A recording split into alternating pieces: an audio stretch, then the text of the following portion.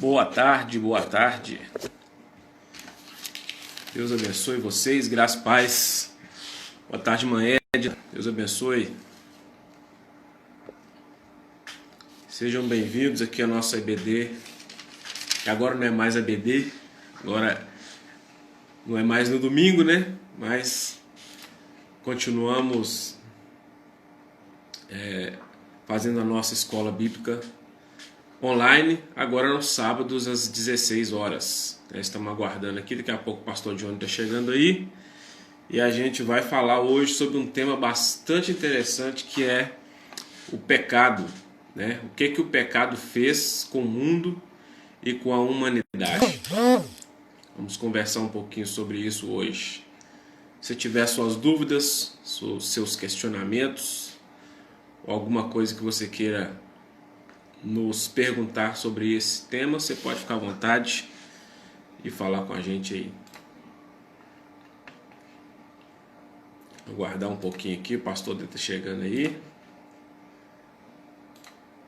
E aí, beleza? Tranquilo. Estamos Pastor, aqui te ah, esperando. beleza, vamos lá. Então, vamos lá, né?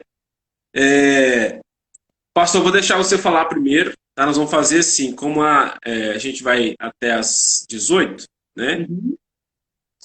Você fala até às 17, quando a primeira live vai encerrar. Aí a gente volta na segunda e eu concluo. Tá bom, beleza então. Eu acredito que o meu não vai dar muito tempo, não. Até porque eu quero discorrer e essa proposta desse tema foi sua ou foi de uma outra pessoa? E aí o senhor mandou pra gente? Minha. Sua? Minha. Então eu gostaria depois de conhecer sobre as vertentes, né? Eu devia ter te perguntado, mas acabou que essa semana correu. E aí eu falei, eu vou pegar o material que eu tenho aqui, entendeu? Mas pra gente poder saber mais ou menos a linha que o senhor estava pensando em adotar. Mas dá pra gente poder colocar, vai ser bênção para nós, tá bom? Mas olha só, vamos fazer uma dobradinha assim. E você está de uniforme? Ah, A tô com minha meu esposa uniforme. falou que essa blusa aqui é meu uniforme, que eu Ah, só essa uso ela. sua? É, Ah, tá. ela está me zoando. Tá bom. Achei que. É porque meu uniforme aqui. Eu gosto dessa camisa aqui, mas a outra que eu gosto mesmo tá lavando. Então, olha só. Eu vou tentar aqui falar, lógico, né? Baseado na Bíblia. A gente vai talvez acrescentar aqui alguns conceitos de algumas coisas que a gente vê em todo tipo de relação. Eu lembro que umas 3 ou 4 semanas atrás a gente falou sobre a questão do que o pecado fez nas relações humanas, né? Não sei se os irmãos lembram, a gente falando sobre, né, os prejuízos que o pecado trouxe para a raça humana no que diz respeito aos relacionamentos, né? Então, nós tínhamos um padrão de relacionamento, que era um padrão de relacionamento aceitável, que era legal, que era perfeito, até porque esse padrão de relacionamento era do Criador para a criatura, e aí, com o pecado, esse padrão de relacionamento foi quebrado, não por causa do Criador, mas por causa da própria criatura que se sujeitou a uma condição ruim. E aí, essa questão dessas relações, elas foram muito corrompidas. E acabou que isso tocou em todas as esferas, né, da humanidade, em toda a forma de viver. Então, tudo aquilo que está no mundo e que faz parte de todo esse nosso sistema de vida foi afetado pelo pecado, né? Teve um escritor, eu não vou lembrar o nome dele aqui, mas eu lembro que eu estudei no seminário, e ele falou assim que o escritor falou assim que da mesma forma que o sol toca tudo no mundo, ele disse que o pecado, né, o pecado de Adão, a transmissão dele foi tão poderosa, né, foi tão desastrosa para a humanidade, que começou a tocar em todos os pontos de contato com a vida humana. Então, todos os pontos de contato com a vida humana foram alcançados pelo pecado. A gente não vai ficar aqui definindo o tempo todo, mas o que a gente entende por pecado, né? Pecado, a gente tem a gente usa uma definição mais pontual, específica de Langston. Langston, ele defende a ideia de que pecado é errar o alvo. E nós temos várias palavras bíblicas para falar sobre pecado. Nós temos a palavra iniquidade, temos a palavra, a própria palavra pecado, né? Nós temos a palavra transgressão, nós temos a palavra essa, pecado, iniquidade, transgressão. Essas são algumas palavras que aparecem. Tem alguns outros que aparecem também, eu não estou lembrando aqui. Mas elas todas vão falar, né, em alguns pontos diferentes da mesma situação, que é rebeldia deliberada contra Deus. Então, a iniquidade, né, vem do grego anomia, que significa negação à lei. Então, existe uma lei e essa lei não é absorvida, essa lei é quebrada, né? É a iniquidade. Existe a transgressão. A transgressão é ir além de um limite que foi estabelecido, né? Parece que a palavra grega para transgressão é para bases, não é? E aí tem a própria palavra pecado mesmo, que vem do contexto da palavra hamartia, né? Que significa literalmente errar o alvo, né? Ou tem um alvo específico, né? Que é a gente agradar ao Senhor, e esse alvo ele é corrompido, né? Então esse nosso foco muda. Então, a tragédia da humanidade foi que, com a queda, a humanidade passou a viver por si mesma. A gente tem um relato aqui da própria Escritura. Se a gente for pegar aqui em Gênesis 3, quero que os irmãos abram a Bíblia aí. Só pegar aqui, porque a Bíblia que eu gosto mesmo, a top, põe no quarto. Gênesis 3, quando fala sobre a questão da queda do homem. Gênesis capítulo 3.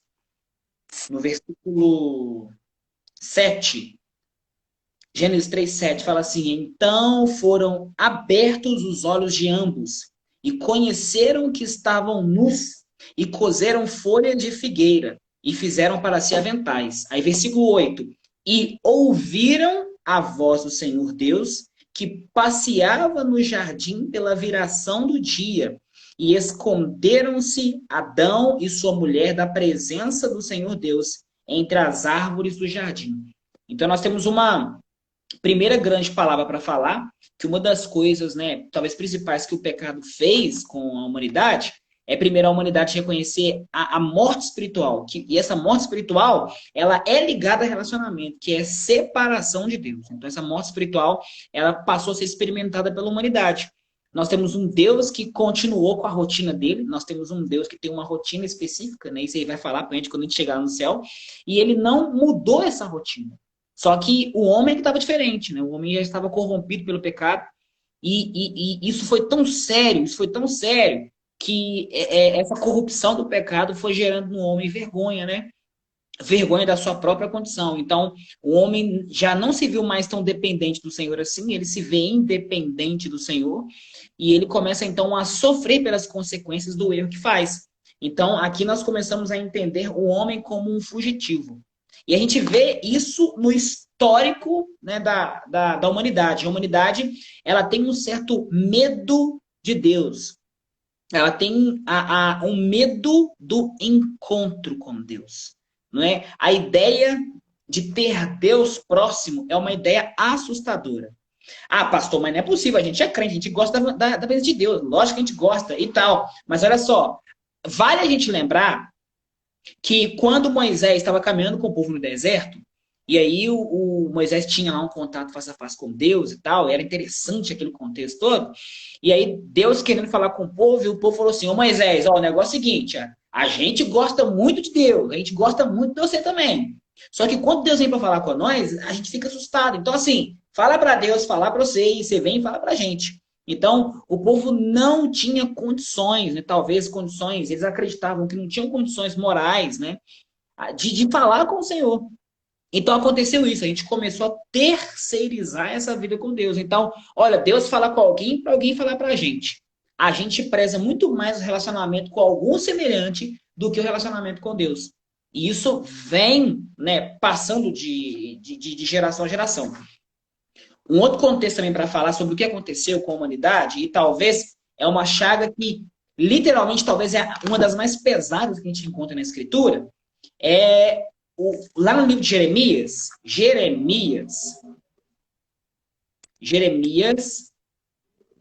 capítulo 17. No livro de Jeremias, capítulo 17. É muito pesado o que o autor coloca aqui. E, ô pastor, eu tenho aí a NTLH? Se eu tenho aí fora do celular? Porque eu tenho aqui no meu celular, eu não tenho aqui fora do celular, não. Eu acho que eu sei. Tá, se eu tiver, você pega para mim fazendo um favor aí. Porque olha só, o versículo 9 fala aqui,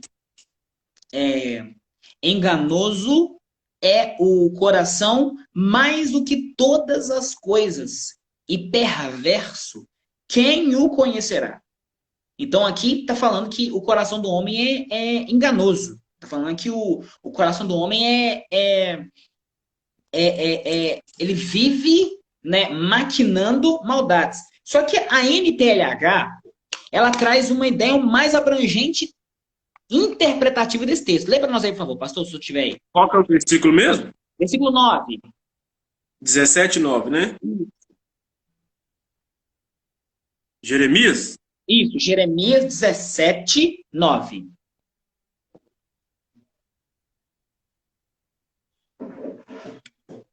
Quem pode entender o coração humano? Não há nada que engane tanto como ele. Está doente demais para ser curado. Olha só a expressão que apareceu aí. Quem pode enganar mais do que ele? Aí a expressão que encerra aí, né, na NTLH, a NTLH é uma Bíblia de... Ela é auto-interpretativa. Então, alguns textos, então, ela vem... ela não é uma Bíblia totalmente traduzida como as outras, mas ela é uma Bíblia de paráfrase. Essa que é a palavra que eu queria. Então, alguns versículos, quando a gente usa uma Bíblia de paráfrase, a ideia dela fica mais abrangente na nossa cabeça. Então, olha só o que a paráfrase dessa Bíblia trouxe para nós. Que o coração está doente demais. Olha essa expressão que foi usada. Doente demais para ser curado. Está doente demais para ser curado. Eu fico pensando, pastor, nessa linha, desse contexto, que, por exemplo, quando alguém está doente e ele vai lá para o hospital, a esperança dele é de que alguém interceda, né? Haja uma intercessão da medicina em relação àquilo que ele está. Só que imagina, você está doente, você chega no hospital, e aí talvez o último lugar que você possa ir nessa terra, aí alguém te fala assim, olha, o seu caso não tem jeito, você está caminhando para a morte. E aí a pessoa não tem mais o que fazer, não tem mais a quem recorrer, né, humanamente falando. Então esse versículo está pressupondo que o coração humano, depois do pecado, ele ficou dessa forma. Então, além dele maquinar toda a maldade, ele está tão doente, tão doente, tão doente, que é impossível que haja cura para ele. E esse versículo vem falando de um contexto. Qual que é o contexto desse versículo aqui de Jeremias 17? Está falando sobre homens que confiam muito mais na sua humanidade do que homens que confiam no Senhor. Parece que aqui é uma reedição da queda, porque o que aconteceu na queda? Na queda, os homens eles deixaram de confiar na palavra do Eterno para confiar na palavra de uma outra criatura. E aí, para eles confiarem na palavra de uma outra criatura, eles tinham que não somente confiar, mas tinham que fazer alguma coisa, né? Eles tinham que executar uma ação. Então, a ação que eles executam é para ratificar a palavra da criatura. Então, a partir daquele momento, o ser humano abandona o ideal do Criador e aí eles começam, então, a adorar a criatura. É isso que Romanos fala. Adoraram mais a criatura do que o Criador. Então, aí uma criatura como eles passa a ser um referencial ideal, passa a ser um referencial de verdade, passa a ser um referencial daquilo que é para ser feito. Só que isso é errado, porque é pecado. E aí o coração fica doente, o coração fica desesperançoso. E aí a única forma desse coração ser alcançado é só pela oferta de né? Deus, homem, em morte. Era através do sangue de um homem Deus que esse coração poderia ser tratado, poderia ser recuperado. E aí tá. Para falar um pouco sobre a questão da... Pastor, pode falar. o irmão Emi colocou aí, ó, será a respeito? Acho que ele está perguntando a respeito do que o senhor falou sobre a questão do medo do ser humano. Ah, tá. Ah, Emir, beleza. Bom, eu acredito que nesse contexto que nós estamos falando não é respeito, não. Na verdade, é medo mesmo. Por quê? Porque na queda, quando Deus ele veio de encontro ao homem, né? E primeiro para Deus perguntar para eles o que tinha acontecido, eu acredito que ali a primeira ideia do Criador, a primeira ideia de Deus, era literalmente ouvir o que os seres humanos tinham para dizer. Só que na cabeça do ser humano, aquele julgamento todo já estava acontecendo. Você já viu, pastor? Aí o exemplo que eu vou dar é um exemplo de criança. Já viu, pastor, quando a gente faz coisa errada, a gente sabe que alguém vai falar alguma coisa com a gente, e a gente fica assim, tomara que o fulano não fala nada. Mas aí alguém chega assim e fala assim, ô, descobriu um negócio sobre você. Ah, mas a culpa não foi minha, não foi eu, não queria saber e tal. Você conta o pecado sem a pessoa saber. A pessoa nem sabia que você tinha feito alguma coisa errada, mas você sabia. O Criador chega, lógico, o Criador sabia o que eles fizeram. Mas eles vão já com a culpa. Eles vão com a culpa. Então eles já chegam diante do Senhor, melhor, né? O Senhor já encontra eles, né? Porque a Bíblia vai dizer que o Senhor passeava no jardim. Então o Senhor encontra eles com essa consciência de culpa. E essa consciência de culpa, ela elimina esse respeito bom que ele falou aí e coloca o medo. Então, a humanidade, sim, a humanidade, ela tem medo de se relacionar com o Senhor. Tanto é que quando a gente converte, uma das coisas que a gente vai aprendendo, né, com a palavra de Deus, é que Jesus se revela como um Deus amigo. Jesus se revela como um Deus próximo. Jesus se revela como um Deus fiel. Qual que é a maior prova de amor feita por um Deus às suas criaturas? É Deus entregar dele mesmo para se fazer homem e habitar aqui conosco. Essa é uma prova de que Deus está dizendo, olha, eu estou dando uma oportunidade para o homem e eu quero que o homem, né, eu quero ter relacionamento muito mais de perto com o homem. Então, quando o Cristo vem a essa terra, ele vem para cumprir esse propósito. E através disso, os seres humanos tiveram um acesso muito mais tranquilo ao Senhor. Mas antes disso, ou até que isso acontecesse, a relação que os homens tinham com Deus era muito longe.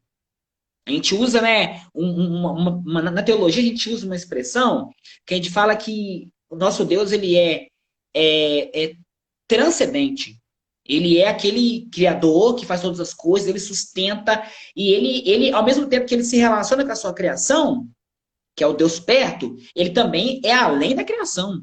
Ele expande a toda a criação. Então, a gente percebe que no Antigo Testamento a relação era essa. Alguns homens tiveram o privilégio de ter um relacionamento mais próximo com Deus. Mas isso não quer dizer que isso foi uma dádiva da humanidade naquela época. Não foi. O que a gente vê são pessoas que tiveram contato com o Senhor e essas pessoas facilitaram o entendimento daquilo que o Senhor queria. A gente vê isso pela figura dos sacerdotes, a gente vê isso pela figura de alguns reis, a gente vê isso pela figura dos profetas. A gente vê isso pela figura dos líderes de Israel em geral.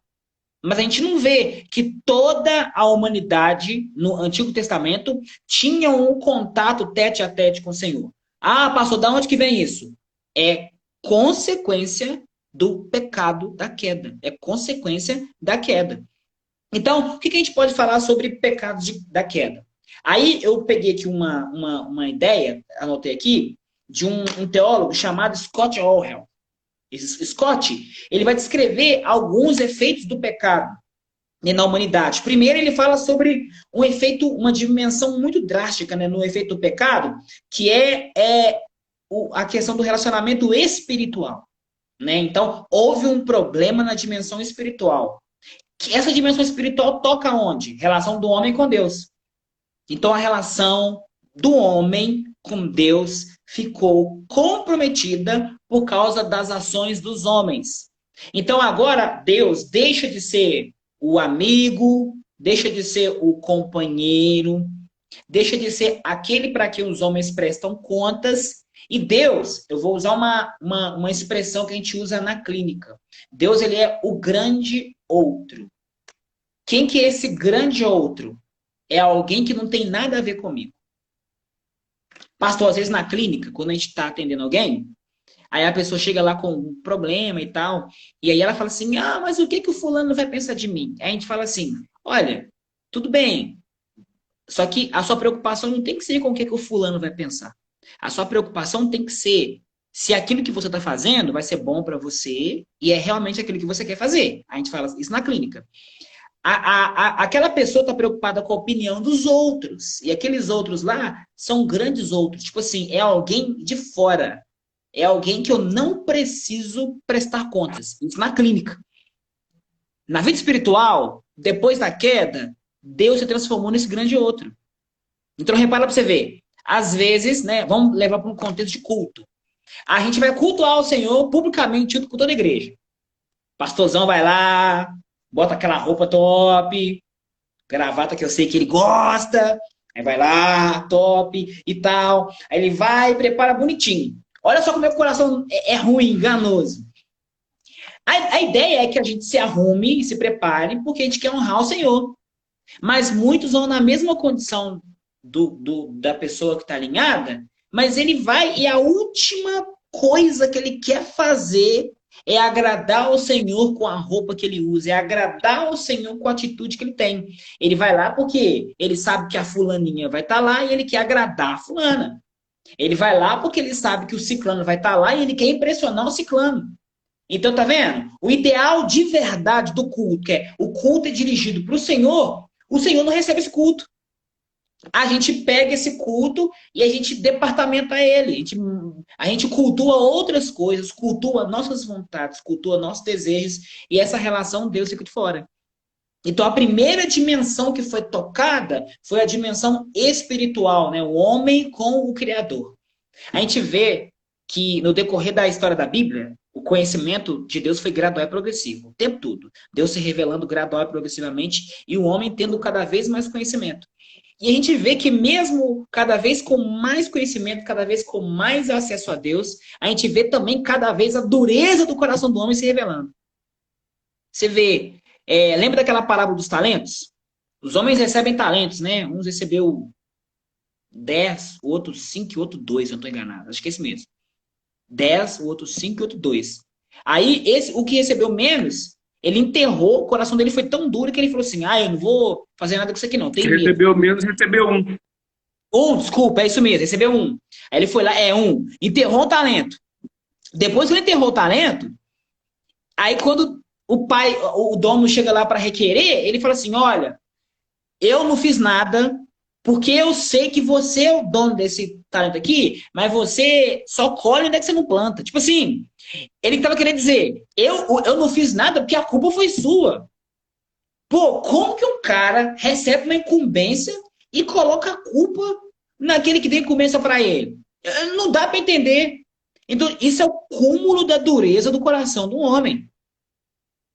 É dessa forma que a gente muitas vezes busca o Senhor. A gente busca o Senhor, a gente quer honrar o Senhor, a gente quer cantar música e tal, e tal. E fala assim, Deus, eu não posso ficar doente porque eu vou na igreja todo domingo.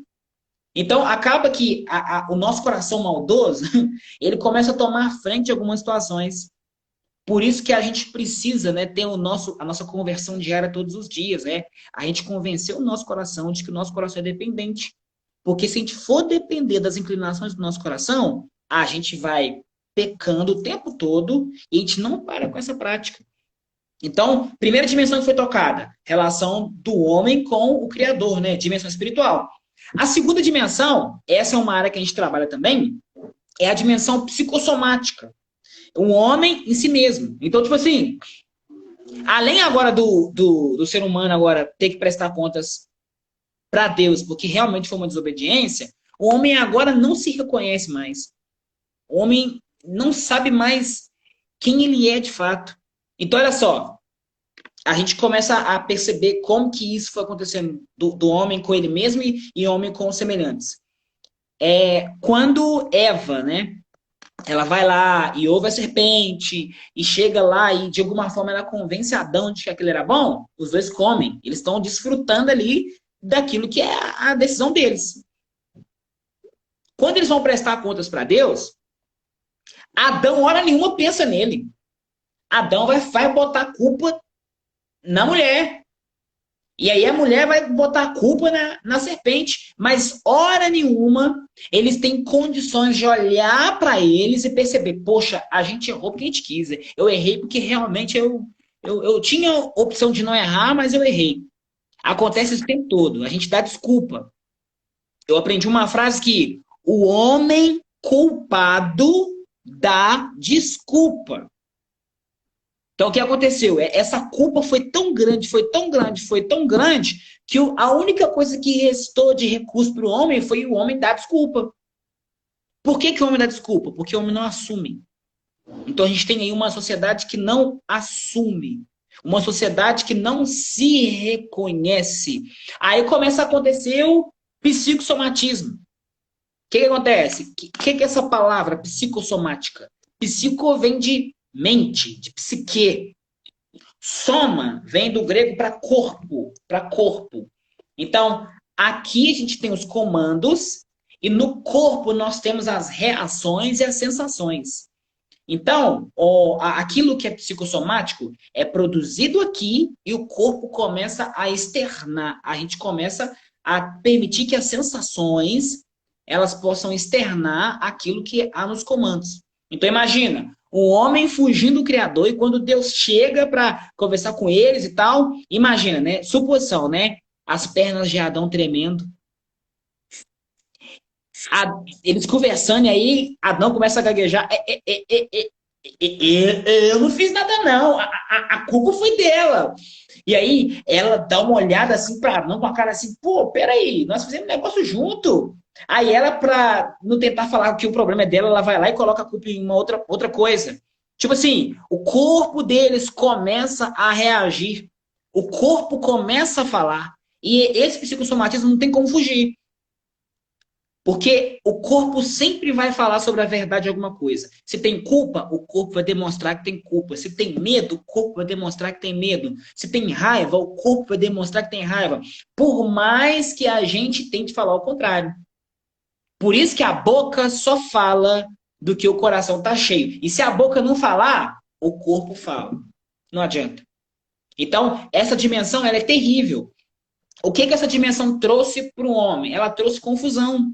Muita confusão. Pastor, aonde a gente vê isso na Bíblia? Aí, eu, estudando a Bíblia, aprendi que tem algumas partes da Escritura que elas tratam muito mais do coração do homem realmente do que dos oráculos de Deus, né? A gente tem os Salmos, os Provérbios, Eclesiastes e Cantares. Esses livros poéticos. E o Jó também. Jó também é um grande oráculo. O que nós temos desses livros de sabedoria? Nós temos grandes, né, propostas de Deus, mas em grande maioria nós temos ali os corações dos homens sendo colocados à prova. A gente tem o homem, não é, com o coração, sabe, sentindo dificuldade, tristeza, rancor, mágoa, ódio. E aí esse coração está sendo trabalhado por Deus. Nós temos na Bíblia, então, um espaço para o coração do homem falar. E quando o coração do homem está falando, o que o coração do homem está falando? O coração do homem está falando daquilo que muitas vezes o corpo fica externando, mas a boca não quer falar. A gente não quer assumir aqui para todo mundo ouvir aquilo que o corpo já está dizendo há muito tempo. Isso é o psicossomatismo. Ah, pastor, me dá um exemplo aí. Tem a gente percebe, por exemplo, algumas pessoas têm dificuldade com a questão da justiça. Né? Tem algumas pessoas que têm muita dificuldade com a questão do Deus, o fulano lá não faz nada pro senhor, o fulano tem carro, o fulano tem moto, o fulano tem casa, o fulano tem esposa, o fulano tem conta no banco. Aí eu busco o senhor, tem nada. Aí a gente percebe os salmos imprecatórios. Os salmos imprecatórios foram escritos tipo assim, Deus, faz justiça, Senhor. Quebra o ímpio, Senhor. Dá um jeito nele. Mostra para ele quem é o Senhor. Isso não pode ficar assim e tal. O que o salmo imprecatório é? Claro, é uma declaração do poder e da justiça de Deus. Mas, na ótica de quem escreveu, é o desejo de quem escreveu ver Deus fazendo o que ele não pode fazer. Isso está tão no coração dele que ele quer que Deus faça aquilo que ele não consegue fazer. Salmos imprecatórios. Que mais, pastor? A gente tem salmos, a gente chama salmos de melancolia. Tem alguns salmos, né? E tem um salmo de Davi, eu não vou lembrar aqui se é o salmo, é de 70 ou 80, 73, eu acho, que é o salmo da noite escura da alma. É o salmo que eles começam a derramar o coração ao Senhor, mas o coração está terrivelmente em prova. Tem um salmo de Asaf, que Asaf vai colocar o coração dele como um coração rasgado. E aí ele vai pedir a Deus o auxílio. Então, o que a gente tem né, principalmente nos Salmos, né, a declaração do coração humano. Tem outro salmo também, uma outra descrição que é muito parecida com isso, é a descrição do livro de Jonas. Lá naquela oração que Jonas faz dentro da barriga do peixe. Quando Jonas estava dentro da barriga do grande peixe, Jonas vai descrever a situação que ele estava. Algas enrolaram, eu estou num lugar aqui, um abismo esquisito, profundo, um lugar estranho e tal. Ele vai descrever aonde que ele está. Aquela descrição que ele faz de onde que ele está tentando descrever dentro dele. Não é só o lugar que ele está que é um lugar ruim, não. O lugar que sou também é um lugar ruim. Eu preciso ser alcançado pelo Senhor. Então, isso, né, são lições que a gente tira para mostrar o tanto que o homem, né, foi tocado pelo pecado a ponto da relação com ele mesmo ser trabalhosa. Eu encontrei outro dia com uma pessoa que ela é estudante também, estuda teologia também, e ela gosta dessas áreas humanas, né? E aí ela falou assim, pastor, tem hora que a gente não aguenta a gente mesmo. Eu fiquei pensando, pô, como é que pode isso? A pessoa não aguentar ela mesma. Ah, mas tem hora que dá vontade da gente dar um jeito na gente mesmo e tal. O que esse pecado gerou também? Confusões internas. Esse pecado gera realidades instantâneas, né? Então, a gente não se aceita como a gente deveria ser. A gente quer sempre o ideal do outro. Ah, porque o outro tá fazendo, eu queria fazer aquilo, eu queria ser aquilo, eu queria fazer igual fulano faz. Ah, se eu fizesse igual fulano faz, ia ser muito legal. Se eu falasse igual fulano faz. Então, a pessoa, ela não se aceita, não como ela é. Ela não se aceita nem como ela deveria ser. Ela não se aceita. Conversei com uma pessoa que ela falou assim, ah, pastor, infelizmente eu não tenho a vocação para fazer coisa errada. Eu falei, como? Infelizmente, você não tem vocação para fazer coisa. Isso é felizmente, meu filho. Ah, mas se eu pecasse, se eu fizesse o que o pessoal faz, eu tava bombando e tal. Aí eu tive que ouvir aquilo e tentar entender o conflito que estava dentro do coração dele. E é difícil isso. Então, né, a gente precisa literalmente tranquilizar o nosso coração e essa tranquilidade no coração é só através da oferta de Cristo. Então tem essa segunda temática, né? Terceiro, tem um outro problema agora, esse eu já expliquei, que é sobre a dimensão sociológica. O que é isso? O homem é um ser social, se relaciona com semelhantes. Então tá, eu aqui e o pastorzão aí do lado aí. Né? A gente é muito amigo, a gente é amigo mesmo, entendeu? O que o pecado gera? O pecado faz com que eu não aceite, muitas vezes, o pastor ou a amizade dele do jeito que ele me aceita e muitas vezes faz com que outros interesses estejam entre nós. Muitas vezes são interesses que não são falados, mas são provenientes de um coração doente. O que mais acontece? Muitas vezes há relações entre as pessoas que as pessoas elas passam a relacionar com outras pessoas como coisas. Por exemplo, Deus fez uma jogada tão legal que criou Adão. Aí falou assim, Adão, vou te dar uma pessoa. Aí vai lá e faz Adão dormir. Eu acredito que é ali que Deus deve ter dado uma matada no Adão. Aí vai lá e arranca a costela dele. Aí vai lá e faz a Eva. Pronto, aí beleza. Top demais, excelente. Aí Adão acorda e fala, meu Deus, que coisa chique. Aí começa a gostar de Eva e tal, Eva. Aí quando a Eva lá pisa na bola com a serpente, ele vai e concorda, né? Aí os dois pisam na bola, pronto. Quando Deus chega para requerer o que aconteceu, ele fala assim, ó, em vez dele falar a minha esposa ou a que é o osso dos meus ossos, carne da minha carne, ele fala assim, a mulher que tu me destes. Tipo assim, aquela coisa. Entendeu? Então, tipo assim, ela deixa de ser osso dos ossos dele para ser aquela coisa. Então, Deus criou o ser humano para que fosse ser humano com ser humano. A relação é direta. É eu e esse. Só que a gente mudou a chavinha. Através do pecado virou eu e isso. Ah, ele é aquela lá, a mulher que tu me deste, é aquilo lá que o senhor me deu que aconteceu. A gente começa a perceber essas relações o tempo todo. Por exemplo, eu quero desafiar todo mundo que está ouvindo essa live, todo mundo que vai ouvir, a toda vez que for entrar na lotação e for cumprimentar o motorista, trata ele como uma pessoa, ele não é só um boneco que está ali, não. O entregador de pizza tem a história dele, trata ele como uma pessoa mesmo. Ah, a moça lá que você paga a conta, né? Porque a gente costuma xingar lá a pessoa que paga a conta lá. A gente vai lá e demora para ser atendido, é ruim demais e tal. Aí você vai lá e não acha que a pessoa é feita de material diferente do seu. Começa a tratar as pessoas como a gente gostaria de ser tratado e mais, tratar aquela pessoa da forma que ela entende que ela deveria ser tratada, com honra. Eu comecei a tentar fazer isso, é muito difícil. Porque a gente não consegue, pastor, compreender as razões do outro. Tá lá o motorista sem educação.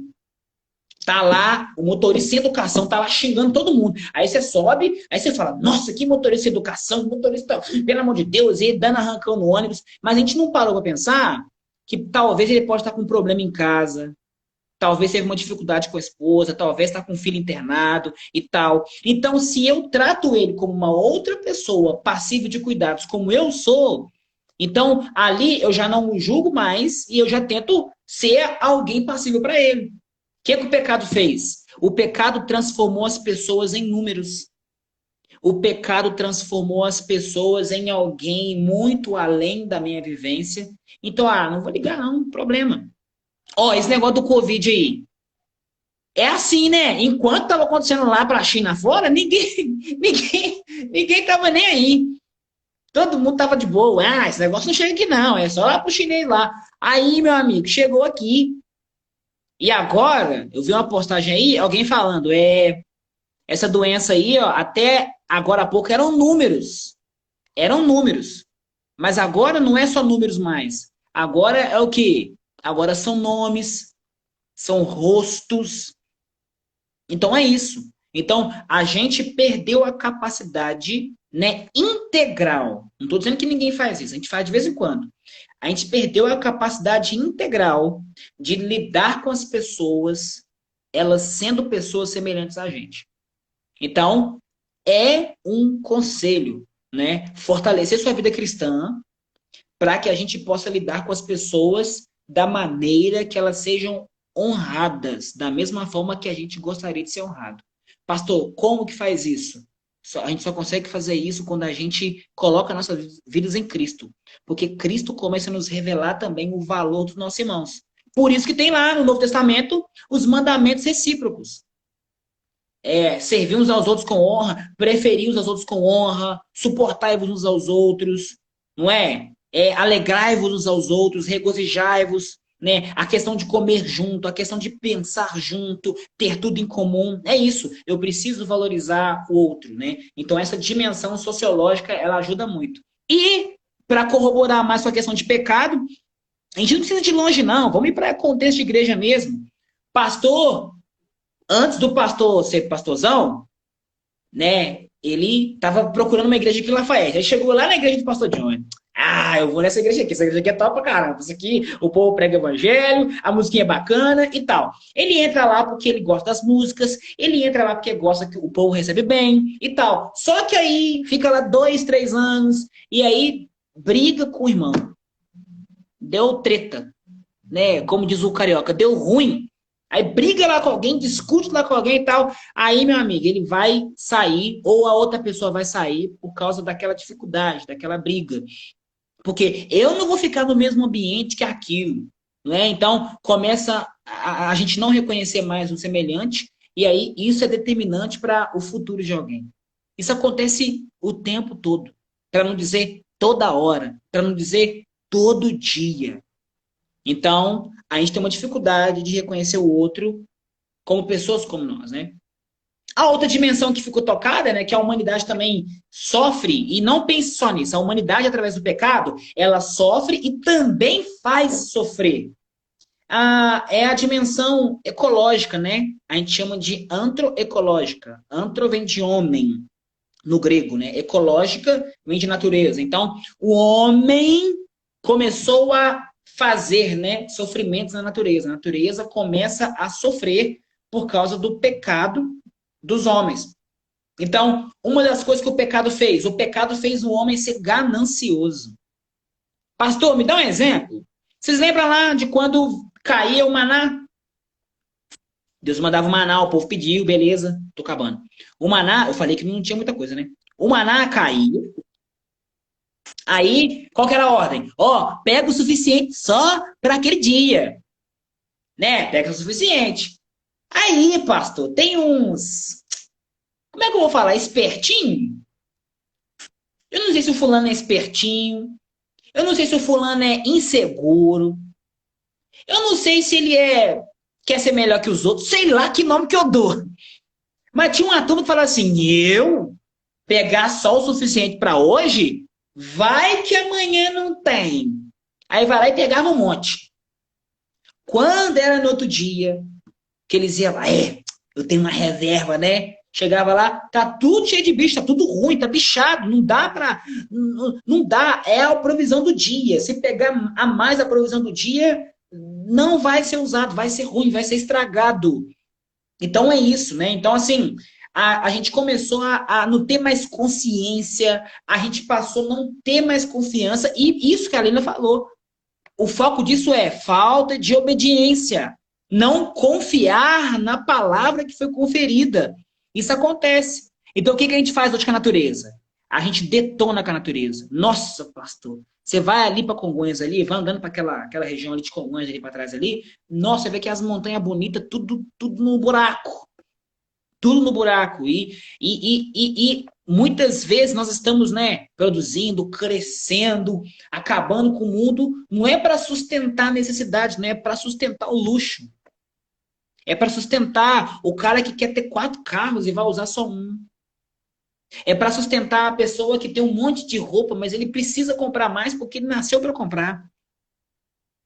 É para sustentar o fulano lá que quer que a empresa dele ganhe cada vez mais, cada vez mais, cada vez mais. E aí a empresa ganha, ele vai comprar terreno para destruir aquele terreno, para usar aquele terreno para que cresça mais e mais e mais e mais. E a gente não para com esse discurso. E quem sofre, quem que geme, né? A natureza. Aí Romanos 8 fala que a natureza geme, né? E esse gemer lá é literalmente sentir dores. E aí o texto fala que é como se fosse dores de parto. A única vantagem ali é que dores de parto, ao final das dores, há uma esperança que nasce. Há uma esperança que nasce. Então, a natureza, ela aguarda pela esperança que vai nascer, mas hoje já está sentindo as dores do parto. Então, a natureza começa a gemer. A gente começa a não cuidar da cidade. Aí vem lá a enchente. Aí a enchente mata as pessoas. Aí o pessoal fica assim, mas a enchente aí, Deus permitiu esse negócio aí e tal.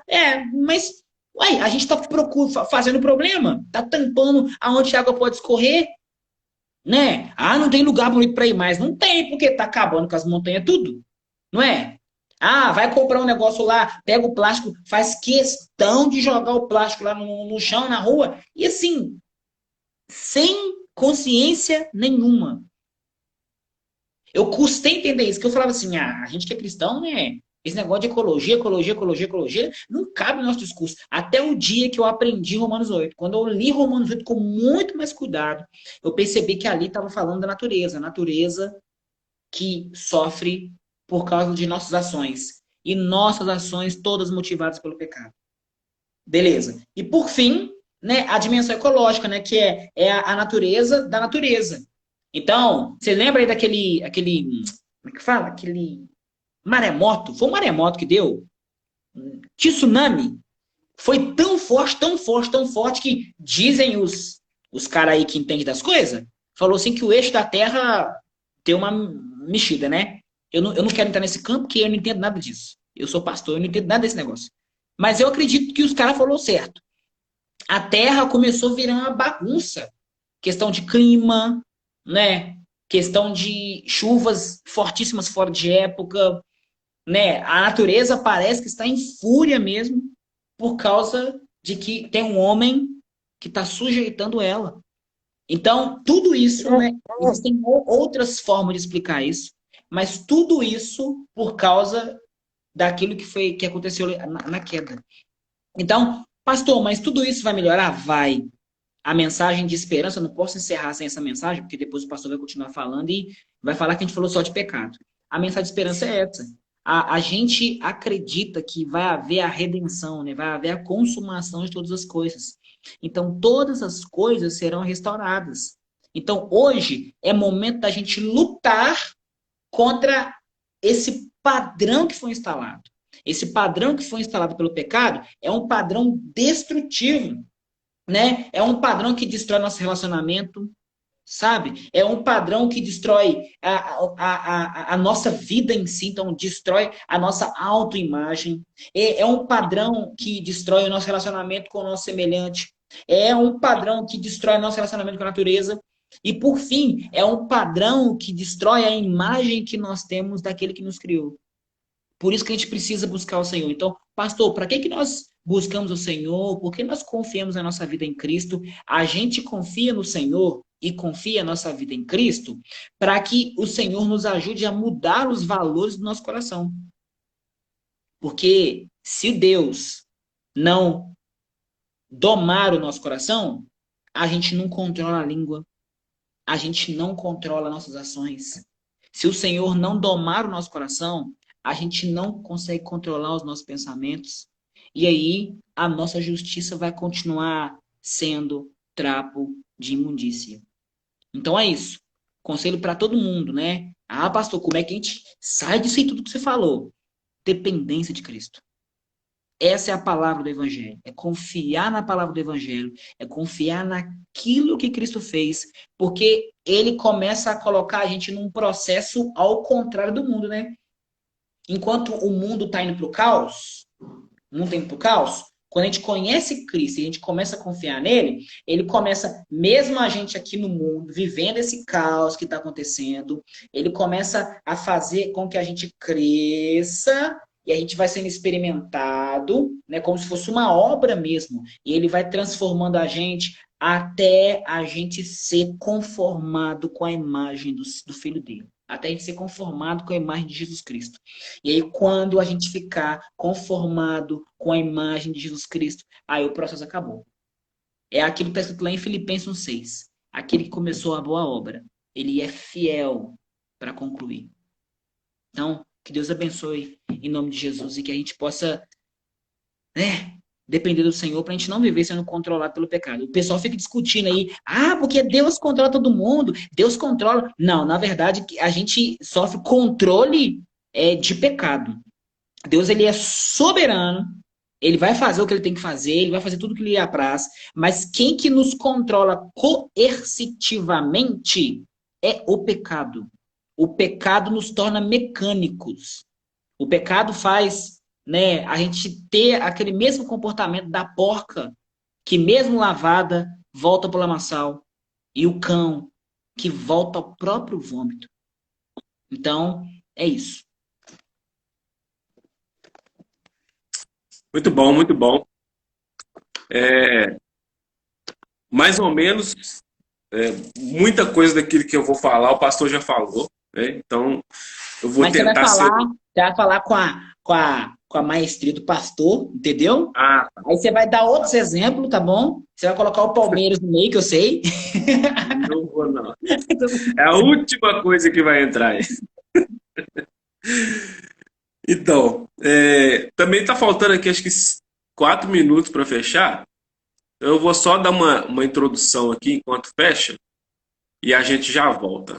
Depois na segunda live para a gente falar. Tá?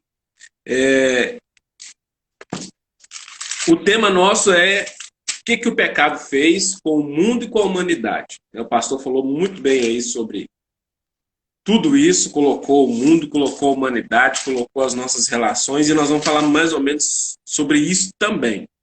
Mas eu quero fazer como se fosse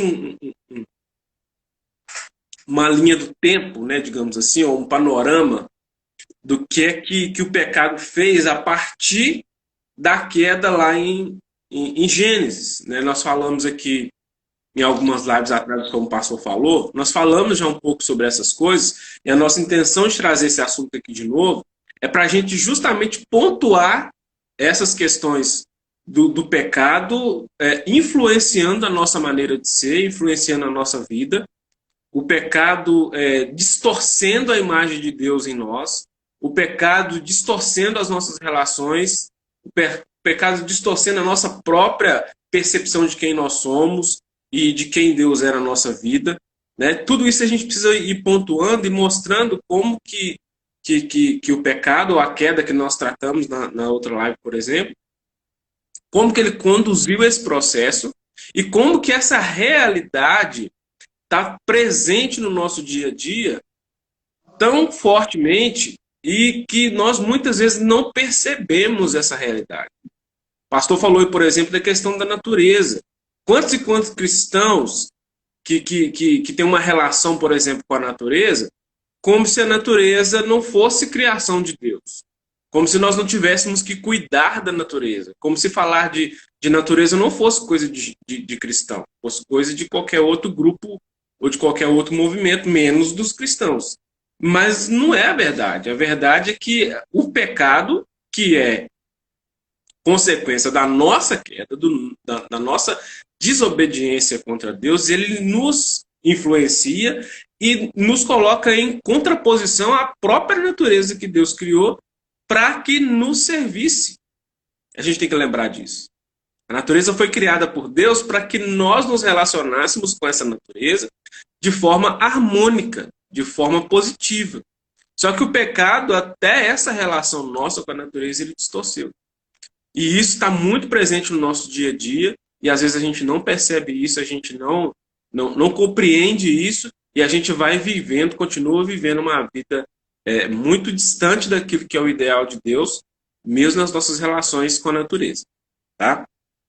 Então, o pastor mostrou muito bem aí a questão dos relacionamentos. Eu queria começar apontando essa questão da deteriorização desses relacionamentos. O Marco, tá verde que é o Palmeiras. Tô fora! Vamos lá. Essa deteriorização dos relacionamentos começou com o próprio Deus. Ou seja, o homem começou a mentir para Deus.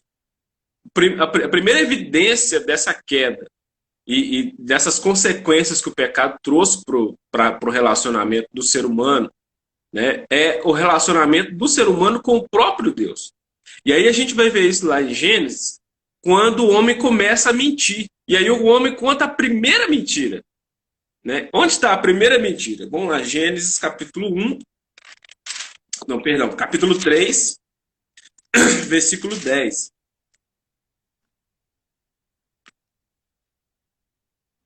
Gênesis 3:10 diz assim: E ele respondeu: Ouvi a tua voz no jardim, e porque estava nu, tive medo e me escondi.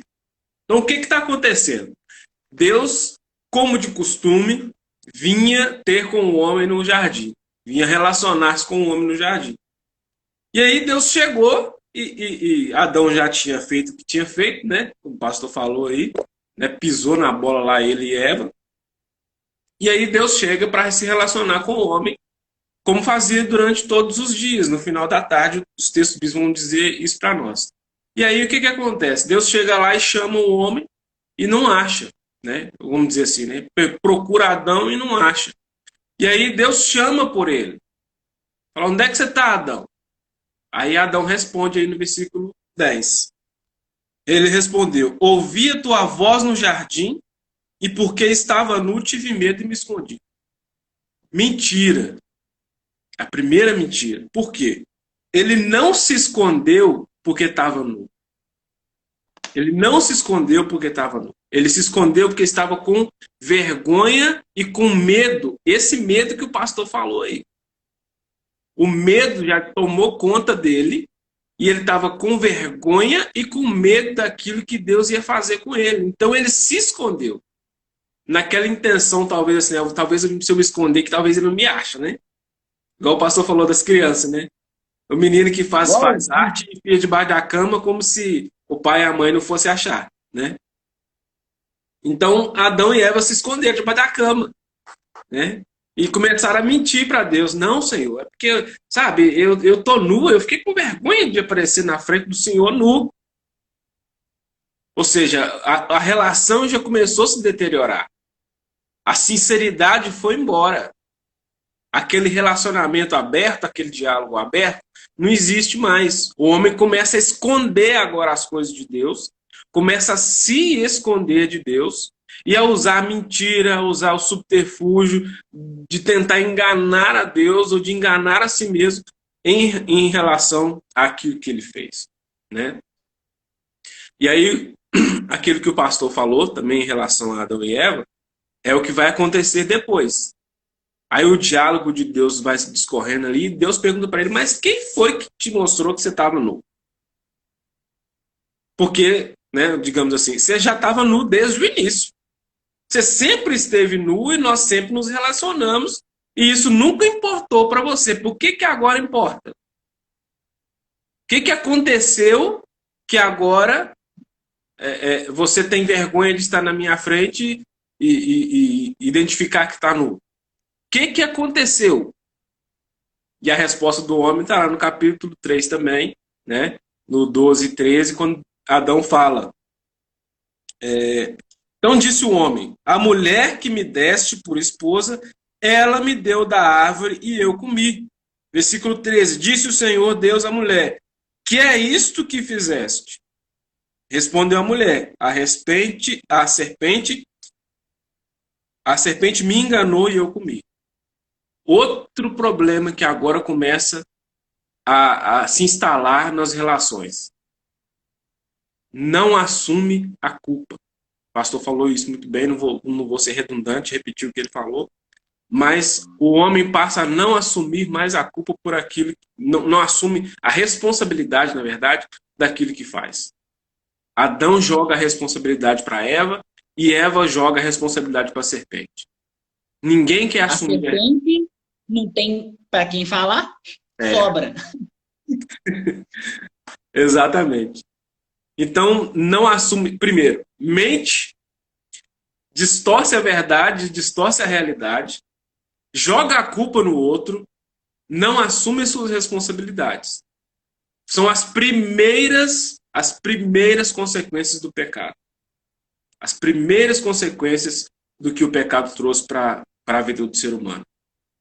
Distorceu as relações, distorceu a sinceridade, distorceu essa dinâmica da relação tanto do homem para com Deus, tanto do homem para com o seu semelhante, né? E aí a coisa vai discorrendo, né? Houve consequências físicas também. Além dessa consequência nas relações, houve consequências físicas. E aonde estão essas consequências físicas? Ainda no capítulo 3, a partir do versículo 16 até o versículo 19, diz assim: E a mulher disse, multiplicarei sobremodo os sofrimentos da tua gravidez. Em meio de dores darás luz a filhos. O teu desejo será para o teu marido, e ele te governará.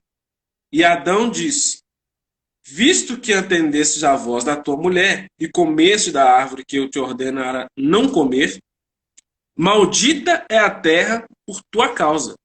Em fadigas obterás dela o seu sustento, durante os dias da tua vida.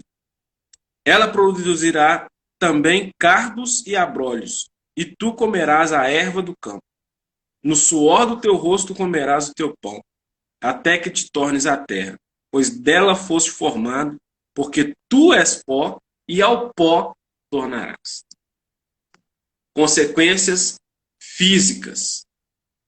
Nós vimos aí as consequências espirituais, nós vimos as consequências nos relacionamentos, mas também o pecado trouxe consequências físicas para o homem. Primeira delas, e também que abrange a questão da espiritualidade também de alguma forma, o pastor falou aí sobre a questão da morte, né?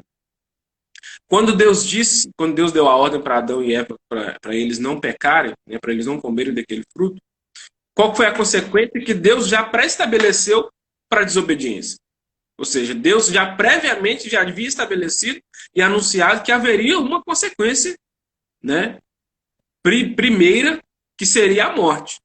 Então Deus vai dizer para eles: olha, no dia que vocês comerem dessa erva, desse fruto, certamente vocês vão morrer. E aí muita gente pergunta assim: então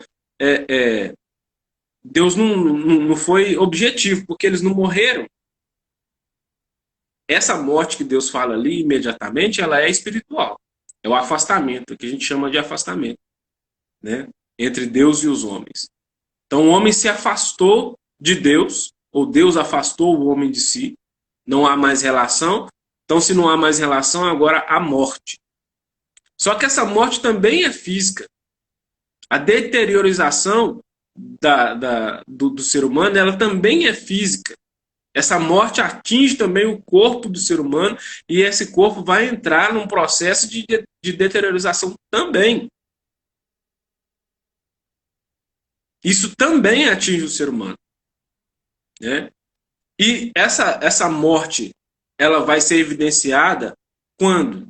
Quando a gente chega lá no capítulo 4, né? E todo esse processo de deteriorização, todo esse processo de destruição dessa imagem do homem, desse plano de Deus para o ser humano, e entrando numa deteriorização tão grande, ele vai culminar, digamos assim, lá no capítulo 4, com o primeiro assassinato.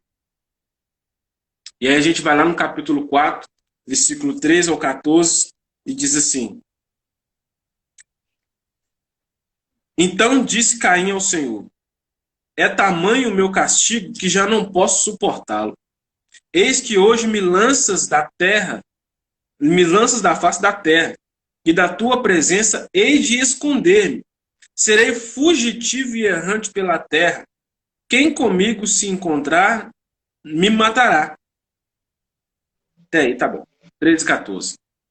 Depois que Caim assassinou Abel, resultado dessa queda, resultado dessa deteriorização, desse relacionamento do ser humano para com Deus e do ser humano para com o seu semelhante, né? Essas relações foram tão deterioradas, essas relações foram tão diminuídas, foram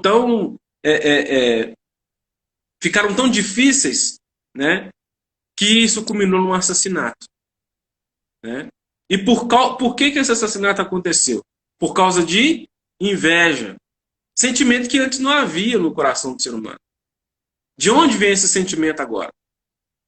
Vem da ausência da presença de Deus. Ele vem justamente do afastamento de Deus. Então essa imagem de Deus no ser humano vai sendo diminuída cada vez mais. E o que a gente costuma dizer, né? Quanto mais longe de Deus o ser humano fica, mais corrompido, mais maldoso ele fica. Quanto mais distante de Deus o ser humano está, quanto menos da presença de Deus tem na vida do ser humano, pior ele é. E isso foi sendo evidenciado aqui no decorrer do tempo. Até que Caim foi capaz de tirar a vida do próprio irmão. E aí a relação, de uma vez por todas, digamos assim, né, foi por água abaixo. Só que tem uma coisa interessante aqui, que muitas vezes a gente não percebe, a gente passa despercebido nisso. O versículo 14, aqui de Gênesis 4, ele diz algo muito interessante. Veja o que Caim está dizendo para Deus. Eis que hoje me lanças da face da terra, e da tua presença hei de esconder-me. O que ele está dizendo aqui? Ó? Da sua presença, Deus, eu vou me esconder. E aí você pergunta, por que existe tanta gente no mundo que diz que não acredita em Deus? Por que existe tanta gente no mundo que inventa deuses, que inventa formas de cultuar, que nega a existência do próprio Deus, né? Que perde tempo, eu digo perder tempo porque é uma perda de tempo mesmo, né? Que perde seu tempo tentando de todas as formas provar que não existe um Deus, né? Que é bobagem a gente pensar na existência de um Deus, né, na dimensão que a gente crê que ele existe. Por que que isso acontece hoje e sempre vem acontecendo ao longo da história? Por causa dessa fala de Caim. O homem, a partir daquele momento, o homem decidiu esconder-se de Deus e fugir da presença de Deus. Tamanha era a sua separação, tamanha era a sua queda, tamanha era a sua vergonha, tamanha era a sua impossibilidade de se relacionar com Deus. O homem decidiu, a partir de hoje, eu vou correr de você, Deus. Eu não quero saber da sua existência. Está escrito aqui, ó, veja o capítulo 14, perdão, veja o capítulo 4, Caim dizendo para Deus: da tua presença hei de me esconder, serei fugitivo e errante pela terra. Fugitivo de quem? De quem é que Caim está dizendo que ele vai ser fugitivo? É do próprio Deus. O homem tornou-se um fugitivo de Deus. Assim como o pastor Johnny falou aí, o medo, a vergonha que foi produzida no coração do homem em relação à sua falha essa que ele não foi capaz de assumir, não foi capaz de responsabilizar-se por ela, isso gerou no coração do homem o desejo da fuga. E é por isso que a gente vê, né, eu vejo, você também deve ver, tanta gente fugindo de Deus. Né? Mas foge por quê? Por que as pessoas fogem de Deus? Eu li, não me lembro agora quem é o autor do livro, mas eu li um livro um tempo atrás também, na época de seminário, eu acho, muito tempo já. E no livro o autor dizia o seguinte: as pessoas que admitem e que trabalham a questão da não existência de Deus, elas fazem isso porque isso é confortável para elas, e isso mantém elas naquele status quo de não se responsabilizar em relação aos seus atos. Por quê? Porque se não existe um Deus, então eu não sou responsável por aquilo que chamam de pecado. Ou seja, não existe pecado se não existe Deus. Só existe pecado a partir do momento que eu admito a existência de um Deus que estabelece um padrão. Se não tem um Deus que estabelece um padrão, então não tem pecado. Não tem erro. Se não tem pecado, não tem erro, eu não preciso me arrepender de nada. Eu não preciso assumir responsabilidade sobre nada. Então é confortável dizer que não há um Deus. É confortável negar e fugir de Deus, como Caim vai fugir de Deus aqui. Mas a contrapartida é: se existe um Deus, então tem uma maneira certa de viver. O autor diz isso no livro. Se existe um Deus, então existe uma maneira certa de viver. E essa maneira certa de viver não é a minha, é a de Deus. Então o homem chega a essa conclusão. Existe uma maneira certa de viver, essa maneira é a de Deus, já que eu não estou vivendo de acordo com essa maneira, então eu preciso fugir de Deus. Eu preciso dar um jeito de me livrar desse Deus. Só que aí a gente vai para o Salmo 139. E o que o Salmo 139 ensina para nós? Para onde me irei da tua face? Se subo ao céu, né? Lá estás. Lá estás. Se desço ao mais profundo abismo, lá também o Senhor está. Ou seja, não adianta o homem fugir de Deus. Não adianta o homem querer se isentar ou se ausentar da presença de Deus para se isentar de culpa ou para se isentar de responsabilidades. Não adianta. Deus vai encontrar o homem onde quer que ele esteja.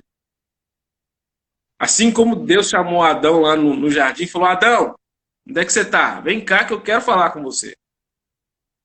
E Adão não teve como se esconder, ainda que ele tentasse, ele não teve como se esconder. Haverá um dia também em que nós vamos ser chamados por Deus e falar: Johnny, vem cá que eu quero conversar com você. Né? Wellington, vem cá que nós precisamos bater um papo. E nós não vamos poder esconder de Deus. Né? Mas o pecado nos leva a fugir. O pastor Johnny colocou isso muito bem aí. O medo, a resistência nossa à vontade de Deus nos induz a fugir, né? Até as ciências que trabalham a questão da antropologia diz isso, né? O homem ele tem sentidos que nos momentos de dificuldade ou ele foge ou ele ataca, né? Com Deus não tem como atacar, então a saída é fugir, né? Então a gente foge. Seguindo aqui, então o pecado, né, essa violação das regras estabelecidas por Deus, esse rompimento dos relacionamentos, né, pessoais, tanto do homem para com Deus quanto do homem para com o seu semelhante, eles chegaram a esse extremo que foi o extremo que a gente viu do assassinato, né? E todas essas ações, né, e intenções do homem, a partir de então, elas se tornaram corrompidas. A gente vai ver isso lá em 1 João capítulo 12, capítulo 2, perdão, versículo 12 até o 17. 1 João 2,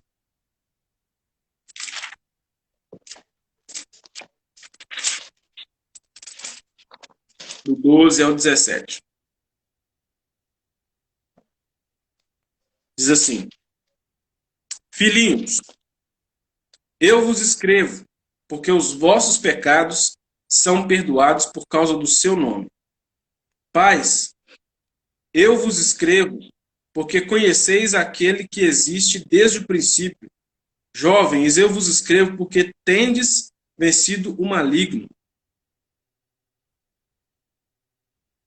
Isso mesmo. Filhinhos, eu vos escrevi, porque conheceis o Pai.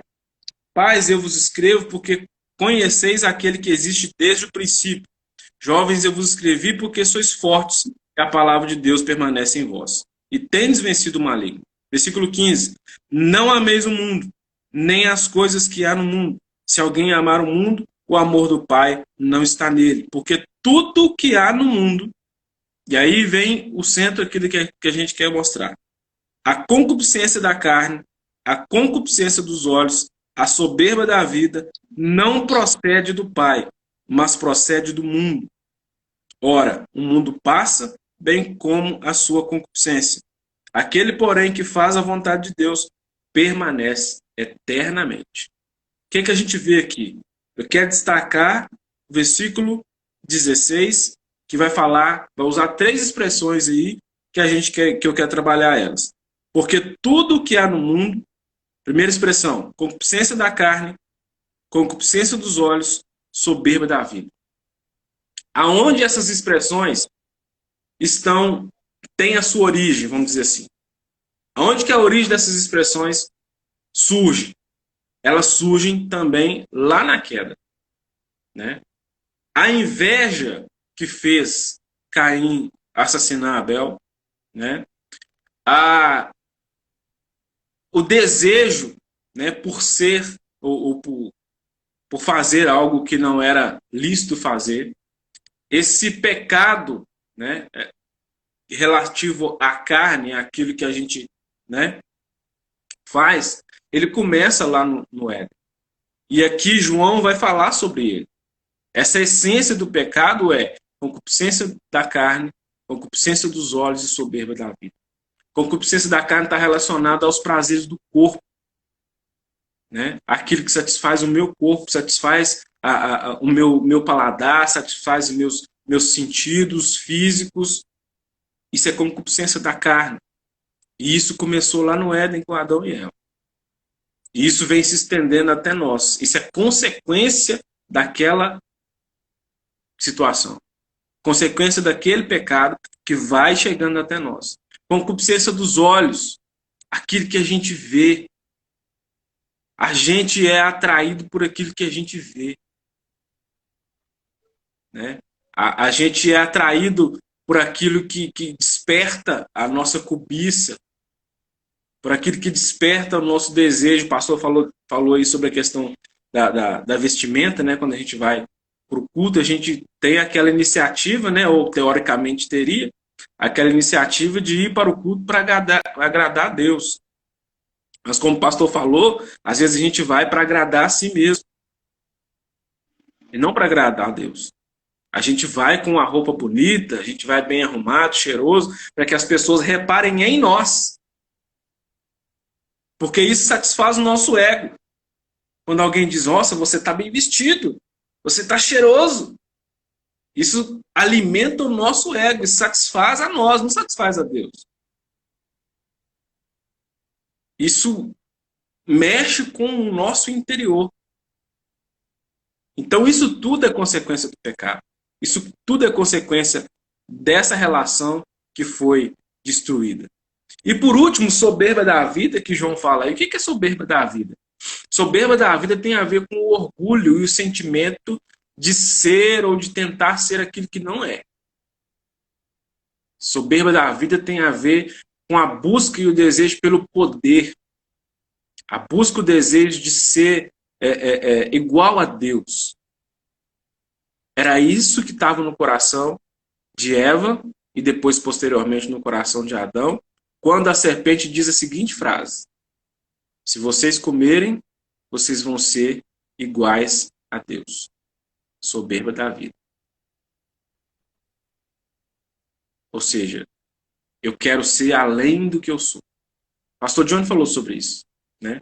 Eu não estou satisfeito com quem eu sou, eu não aceito quem eu sou. Quem eu sou não é suficiente.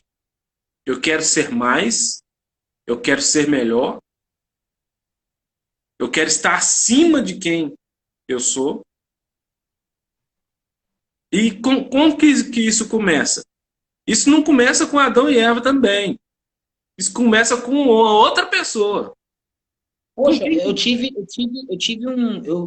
um insight aqui agora, insight mesmo, luzinha acendendo, assim, que você tá falando aí, eu acho que é desse sentido que você tá falando que surgiu a teologia do determinismo, né? Que as pessoas determinam para Deus o que elas querem. Elas não aceitam quem elas são, elas não se relacionam com Deus pela via da dependência. Então, Deus se torna, né? Deus no banco dos réus, né? Ele se torna um servo para que eu alcance um fim que eu quero. Ah, eu também. Ah, peraí. Ah, cadê meu livro, cara? Não, peraí. Ó. Isso mesmo. Ó, aqui, ó. Eu me veio. Continua. Deu uma viajada aqui, uma viajada. Mas tá bom. Então, assim, esse sentimento, esse desejo de ser mais, de ser maior, ele brota no coração de alguém antes de Adão e Eva. E é justamente esse alguém que está induzindo eles a sentir a mesma coisa. Ou seja, Satanás, o adversário, a serpente, que induz Adão e Eva ao pecado. E isso é algo que a gente tem que lembrar, que o pecado em si, enquanto existência, enquanto erro, enquanto falha, ele não tem origem em Adão e Eva. Ele é prolongado, ele é manifestado em Adão e Eva. Mas ele começa no coração de Satanás, que os induz a seguir o mesmo caminho. E aí a gente precisa fazer um parêntese aqui e lembrar que Satanás continua fazendo esse mesmo trabalho. Ele não parou com Adão e Eva. Ele continua fazendo isso conosco. Ele continua tentando nos induzir a essa soberba da vida. A querer ser mais, a não estarmos satisfeitos com o que Deus quer de nós, mas a querermos ser mais do que Deus quer para nós. A sermos melhores, a sermos maiores do que devemos ser, ou do que necessitamos ser. Isso é soberba da vida, é o que João está apontando aqui. E tudo isso é pecado, tudo isso é deteriorização do gênero humano. Ou seja, o gênero humano, ou seja, o ser humano em si, enquanto ser, o seu senso de moralidade, o seu senso de certo e errado está sendo cada vez mais diminuído à medida que ele vai se distanciando de Deus. À medida que ele vai deixando de ser aquilo que Deus criou ele para ser. Né? E aí a gente volta lá em Gênesis 3, versículos 6 e 7, né, e fala, então vendo a mulher que a árvore era boa para dela comer, agradável aos olhos e desejável para o entendimento, tomou do seu fruto, comeu, deu ao seu marido, que também comeu. Então os olhos dos dois foram abertos e ficaram sabendo que estavam nus. Por isso, entrelaçaram folhas de figueira e fizeram para si aventais. Ou seja, os olhos deles foram abertos. Mas abertos para quê? Abertos para a sabedoria, abertos para a inteligência, abertos para o conhecimento, abertos para a grandeza de ser igual a Deus, que era o que eles almejavam? Não, os olhos deles foram abertos para o fato de que erramos, falhamos, caímos. E o texto diz, por isso, quando os olhos deles foram abertos, a primeira coisa que eles fizeram foi o quê? Vamos nos descobrir que nós estamos pelados. Eu lembro de uma vez que tinha uma pessoa falando sobre isso, e ela deu tipo um exemplo daquele filme 3D. Primeira vez que eu fui também no cinema também, eu dei essa manota, né? Aquele óculos é muito esquisito, aquele óculos é um negócio muito estranho. Só que aí, primeira vez eu coloquei sim tal, e era aquele filme de infantil, de ação, os bichinhos vinham na cara da gente, assim, eu tomava um susto, né? Aí toda vez que eu tirava o óculos para ver se melhorava, ficava uma visão embaçada, ruim, não dava para entender muita coisa do filme, né? Aí só colocando óculos que funcionava. Então, a gente foi criado com óculos, né? Da bondade, da alegria de Deus e tal. Aí o homem pecou, o óculos foi embora, agora nós fica aí nessas. Você não entende nada, você não sabe o que você está vendo, não sabe o que você está ouvindo, e vira uma bagunça. Então, assim, tudo perde, né, o sentido, né? E aí acaba que quem que fica tentando dar sentido para as coisas é a gente mesmo, né? Aí a gente se estrepa, né? É. E voltando também lá em Gênesis, a gente vai ver a questão, como eu falei, das consequências físicas, né? E o pastor falou também da natureza, né? Como eu disse, não vou ser redundante em repetir aquilo que ele falou, mas só lembrar que o texto que nós lemos lá de Gênesis vai mostrar, né? A terra foi amaldiçoada, digamos assim, por causa do homem. Né? A terra agora geme, como o pastor falou, em razão da relação do homem com Deus, consigo mesmo e com a própria terra que foi corrompida. Porque pensa bem, qual que era o propósito de Deus no início, antes da queda, antes do pecado? Deus pegou o homem, colocou ele no jardim e falou, agora você vai fazer o quê? Você vai cuidar dessa terra. Não foi isso? O homem tinha a função de cuidar da terra, arar a terra, é o que está no texto bíblico. Né? E, em consequência, essa terra faria o quê? Produziria frutos para o alimento do próprio homem. Ou seja, ao cuidar da terra, ao zelar pela terra que Deus criou e deu ao homem a responsabilidade de cuidar, essa própria terra geraria os frutos que esse homem precisaria para se alimentar.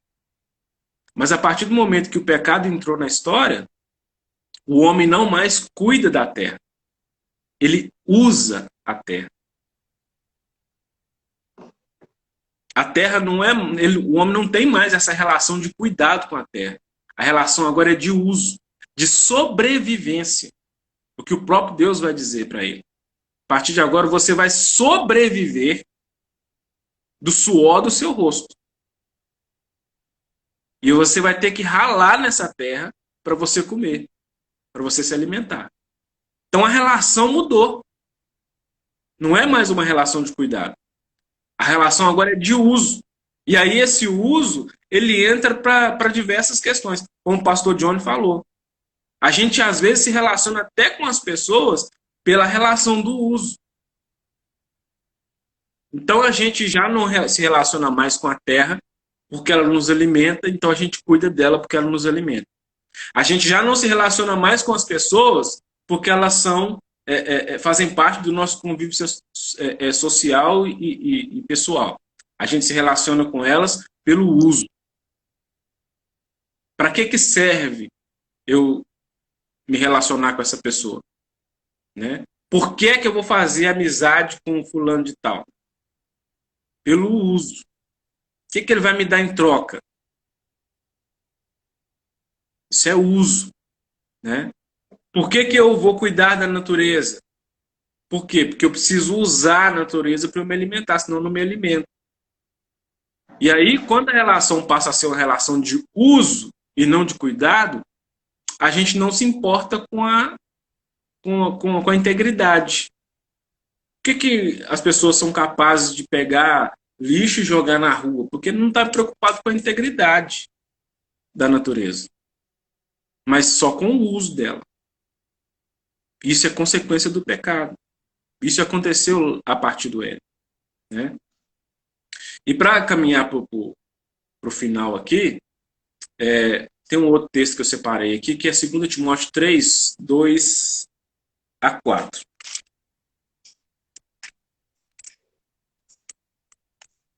Segunda Timóteo, capítulo 3.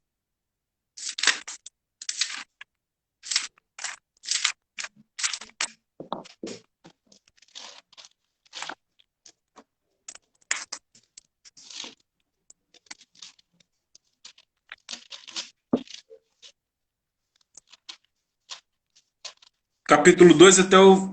Perdão. Capítulo 3, versículo 2 até o 4.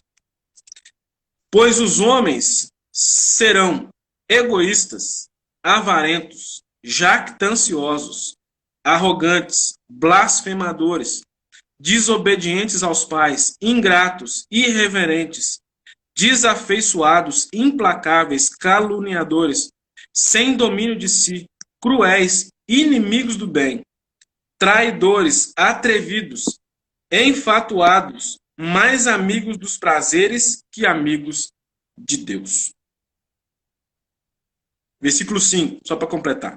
Tendo forma de piedade, negando-lhe, entretanto, o poder. Foge também desses. Timóteo aqui Paulo, na verdade, está escrevendo para Timóteo e dando para Timóteo uma lista, né? Dando para Timóteo uma lista de qual é o comportamento do homem sem Deus. Qual é o comportamento do homem? Agora sua luz ficou bacana. Agora... Devia ter acendido mais cedo, né? Pois o pecado de acender a luz atrasadamente. Agora ficou bom. Pena que tá no final. Então, Paulo descreve para Timóteo aqui uma lista das características do homem que está distante de Deus. E essas características aqui são todas as características do ser humano de uma maneira geral.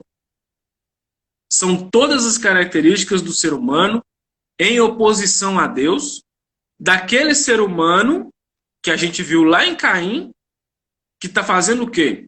Fugindo de Deus, se escondendo de Deus. Esse homem se torna egoísta. O que é egoísmo? Tão somente é a ausência do amor, que é o propósito primordial de Deus. O propósito inicial da relação é o amor. O homem, em oposição ao amor, se torna o quê? Egoísta. O homem que não mais agora está se relacionando com Deus, ele se torna avarento. O que é avareza? Reter para si. Querer para si. E tudo isso é consequência da relação do homem que foi interrompida com Deus. E o que eu quero, aonde eu quero chegar com todos esses apontamentos que nós fizemos aqui? O homem, ele distante de Deus, ele está morto nos seus pecados e ele caminha para cada vez mais um distanciamento de Deus, uma deteriorização da sua humanidade inicial, digamos assim, né?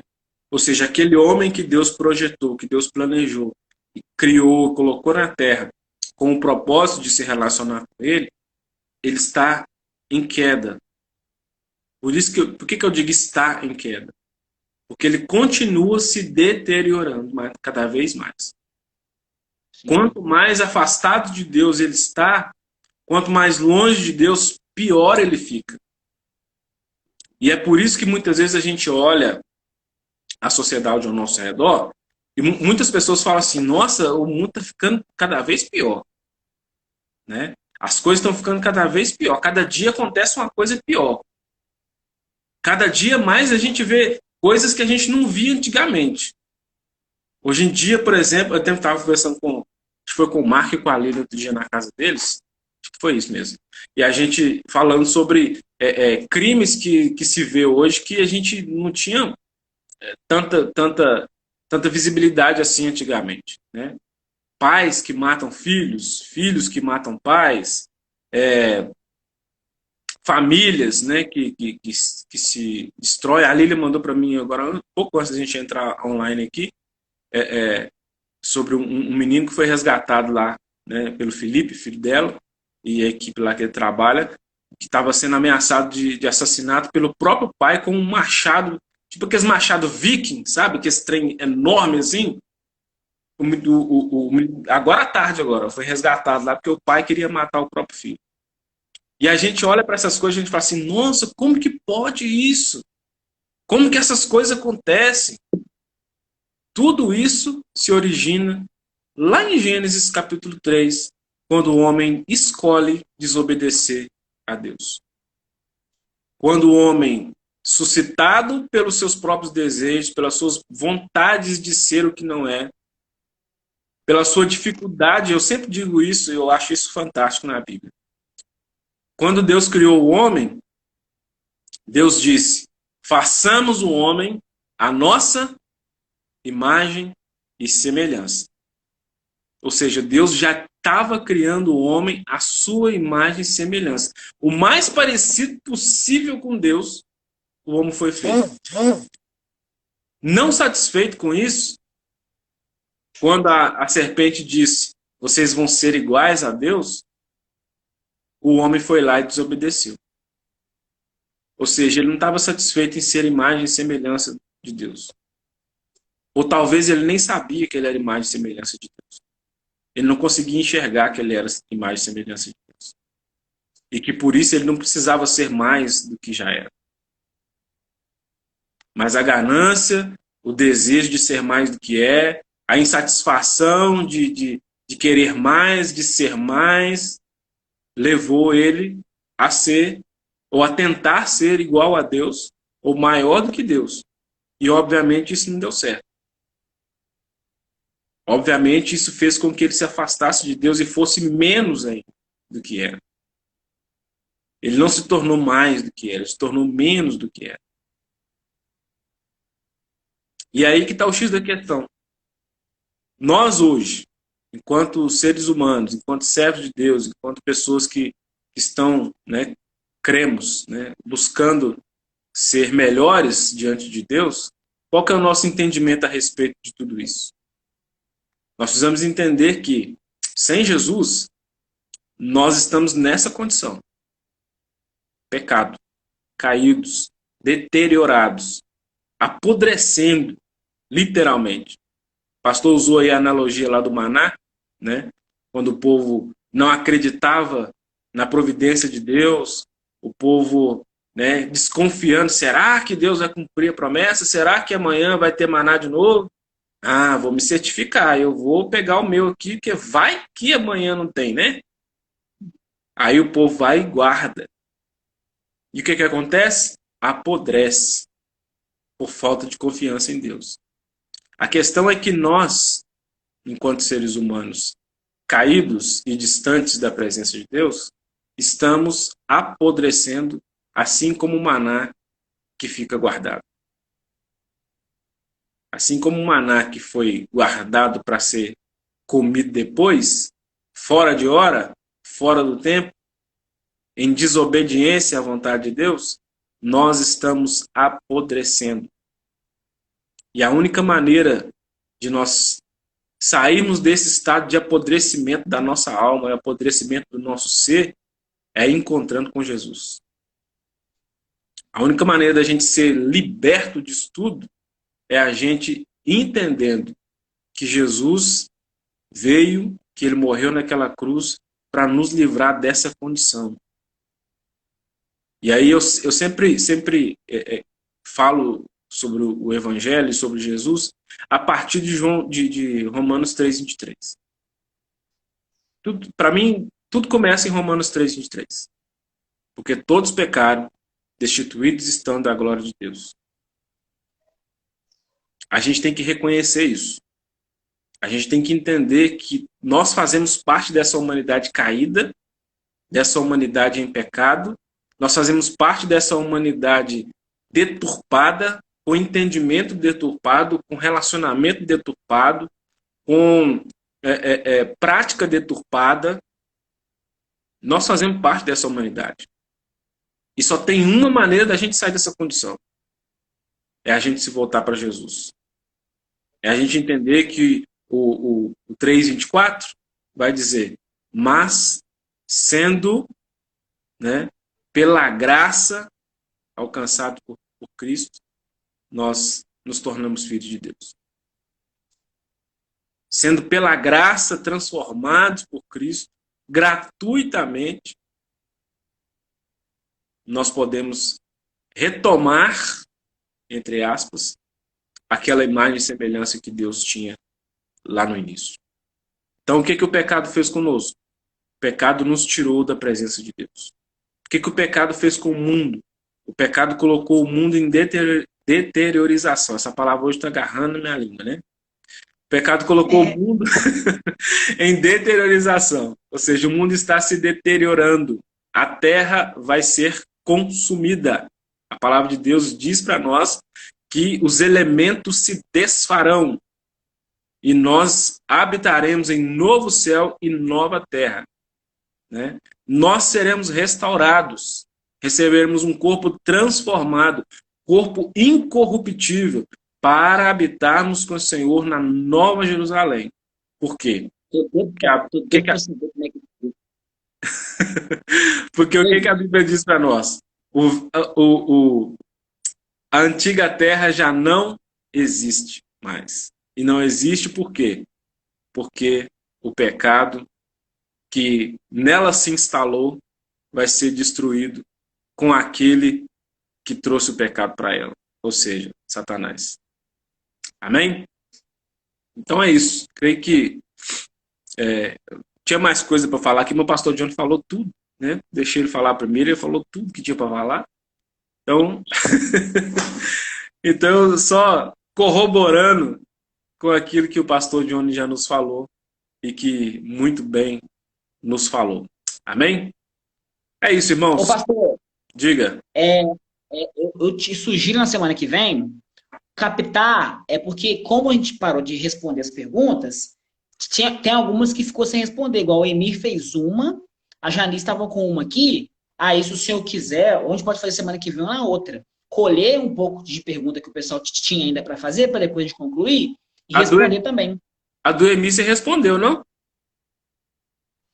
O Emir perguntou... Não, ele fez uma outra para mim só, e aí eu tinha falado para ele que não poderia a gente responder, porque a gente tinha feito de missões, a gente ia fazer falando sobre missões, entendeu? Tá. Era na semana que ele ia perguntar, aí nós fizemos de missões, aí não respondeu. Aí achei que você estava falando pergunta sobre essa live de hoje. Não. Eram perguntas, aí depois a gente começou com os temas, né? E aí ele perguntou hoje pra mim, poxa, vocês podiam responder minha pergunta lá, né? Aí a gente pode depois responder, a Janice também tem uma aqui, e aí se os irmãos tiverem, a gente faz uma de resposta também, e aí não precisa ser uma por semana não, a gente pode fazer outro dia aí, a gente embarca aí, faz, deixa gravado, para depois o pessoal ver, e aí na semana que vem a gente pode fazer no outro tema também, mas muito bacana esse de pecado. Essa aqui eu vou mandar meu pessoal ver, todo mundo ver. Vou mandar para meus amigos tudo. Amém. Irmã Lídia, obrigado por estar conosco aí. Deus abençoe você, viu? Abração. Ela é de onde? Ela é lá da Píbia Dourado. Ah, Deus abençoe, viu? Em nome de Jesus, tá? Top demais. Então, alguém ficou com alguma pergunta? Alguém que está conosco aí até agora, que tinha mais gente, o pessoal foi embora, né? Mas alguém que está aí, tiver alguma dúvida, alguma colocação sobre o tema que nós colocamos aqui hoje, nós temos 10 minutinhos ainda. Se você tiver alguma coisa para colocar aí, pode ficar à vontade. Se tiver, fica à vontade aí. A pergunta que a Janice falou é sobre o tema que você falou, né? Isso, sobre o tema. É. Aí Ah, ela vai te mandar. É sobre até um versículo bíblico, mas tá com ela ali. Aí para sair daqui agora aqui e perguntar para ela ficou difícil, mas ela te manda.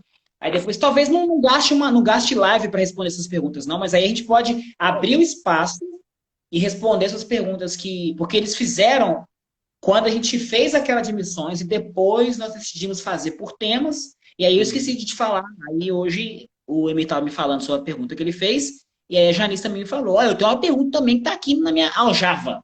Ela tá louca para lançar como flecha. Aí a gente vai e responde agora também. eu É, tô- pois é. tem que tomar cuidado com essas flechas. Meu Deus do céu, Jesus.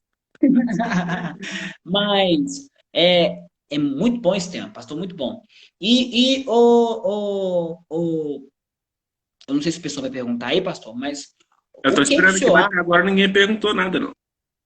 É, o senhor como estudante de teologia também e tal, é, quando a gente fala muito sobre a questão de evitar o pecado, de santificação, é interessante que os cristãos eles são acusados de serem hipócritas, né? Eu acho que é isso mesmo, né? Que a gente prega muito sobre santidade e tal, e acaba que a nossa natureza, mesmo convertidos, nós temos ainda resquícios da natureza pecaminosa e tal. Então a gente vai cometer pecados, né? E pecados mesmo, né? A gente é livre do pecado, né? O pecado original, mas a gente ainda vive ainda naquela questão dos pecados da humanidade, né? E vivemos num mundo corrompido. Então, assim, como que a gente equaliza isso? Entendeu? Equaliza as nossas práticas com a pregação que a gente não pode deixar de fazer, né? Que é uma pregação voltada para aquele que é santificador. Como que fica isso? Pode dar aquela resposta bem filosófica, top, entendeu? Bom, a questão, pelo menos no meu ponto de vista, é que quem fala e essas coisas e faz esse tipo de colocação, faz esse tipo de colocação de fora do evangelho. De fora do evangelho. Por quê? Porque quem está dentro do evangelho não entende e não vê as coisas dessa forma. Por quê? Porque a gente vai entender e ver essas coisas da forma que Paulo vê, por exemplo. E como é que Paulo vê essas coisas? Paulo diz o seguinte: eu sou o principal pecador. E aí Paulo vai dizer, por exemplo, quem me livrará do corpo dessa morte? São expressões que Paulo usa em relação a si mesmo. Ele não está falando do outro. Ele não está apontando pecado de ninguém. Ele está falando de si mesmo. Por quê? Porque ele está dentro. Ele sabe quem ele é. E isso é muito importante. Eu acho que a gente tem que sempre enfatizar isso. A gente tem que saber quem nós somos, quem Deus é. Se a gente souber quem nós somos e quem Deus é, a relação é diferente. Quando as pessoas dizem, ah, fulano de tal é hipócrita porque ele isso, porque ele é aquilo, essa pessoa está falando de fora. Ela não está falando de dentro. E aí ela está demonstrando que ela não sabe quem ela mesma é. E nem quem é o outro que ela está acusando. Então o problema é esse, o problema do ser humano é esse. Quando a gente julga sem estar dentro. Para a gente falar de alguma coisa, a gente tem que estar dentro. E Paulo, ele fala de dentro. Por isso, como eu falei, ele diz, eu sou o principal dos pecadores. Por isso ele fala, quem me livrará do corpo dessa morte? Ou seja, eu sou tão pecador que se Jesus não me libertar, eu vou para o inferno mesmo. Tem jeito não. Direto, escorregando. É. Então, assim, é o apóstolo Paulo que está falando isso dele mesmo. Então, assim, para quem está no evangelho, para quem está vivendo o evangelho, a gente consegue entender e a gente consegue fazer essa distinção de viver em pecado e de ser condenado por uma prática pecaminosa, por uma vida pecaminosa, e a gente entende que o fato de sermos salvos por Jesus Cristo, de termos entregado nossa vida a Jesus Cristo, também não nos exime de pecado, mas agora a gente enxerga o pecado e a gente se relaciona com o pecado de uma maneira totalmente diferente. Eu não digo, você é um pecador, você precisa aceitar Jesus, né? Porque aí eu estou jogando para a pessoa. Né? Você, isso, você aquilo outro. Mas eu falo nós enquanto pecadores, nós enquanto seres humanos, somos sujeitos ao pecado. Mas há uma diferença entre mim e você que ainda não aceitou Jesus, que é, eu tenho consciência disso. E eu entreguei minha vida para Jesus justamente por causa disso. Porque eu entendo que eu de mim mesmo não consigo alcançar a salvação. Eu de mim mesmo não consigo alcançar a redenção desse pecado no qual eu estou inserido. Então eu preciso de Jesus. Eu reconheço, é o que a gente fala, né? Quando a gente vai esmiuçar a questão do Evangelho, eu reconheço Jesus como meu único suficiente Salvador. Aquele que pode me redimir dessa condição de pecado. Você que ainda não fez isso, você continua caminhando na direção da condenação a qual todo ser humano, inclusive eu e você, estamos incluídos. Então eu penso que a questão é essa, das pessoas entenderem essa diferença estando na posição de reconhecer que são pecadores. Oi, Lucília, Deus abençoe, minha querida. Abração para vocês aí. A fonte dessa pergunta é um grande paradigma que a gente vive, né? Porque enquanto pregadores do Evangelho, tudo que diz respeito a testemunho cristão é a parte que nós mais somos atacados, né? E eu vejo isso nessas discussões hoje, né? Hoje, quando entra discussões políticas, discussões de vários tipos de ideais, e aí quando vão falar sobre a questão do evangelho, quando vão falar sobre a questão de como que é pregado, dos erros, né, que são comuns e que são passíveis, né? Todos nós, porque apesar de convertidos que somos, mas ainda a gente vive nessa realidade de pecado. Então, algumas pessoas, né, como o foco delas, né, a questão delas não é Cristo, né, não é o Cristo do Evangelho, e sim qualquer outra coisa que reproduza esse Evangelho. Por exemplo, uma pessoa que ela confia nos dogmas, uma pessoa que é um bom crente, que é um dizimista, é o cara que canta, é o cara que não fala palavrão, o cara que, né, o cara que é o padrão para todo mundo. E depois ela descobre que nem esse cara que é o padrão, né, para o mundo de como ser cristão, ele é padrão não por causa do comportamento dele, ele é padrão por causa daquele que conquistou ele, né? Então o padrão é aquele que Cristo fez por nós na cruz.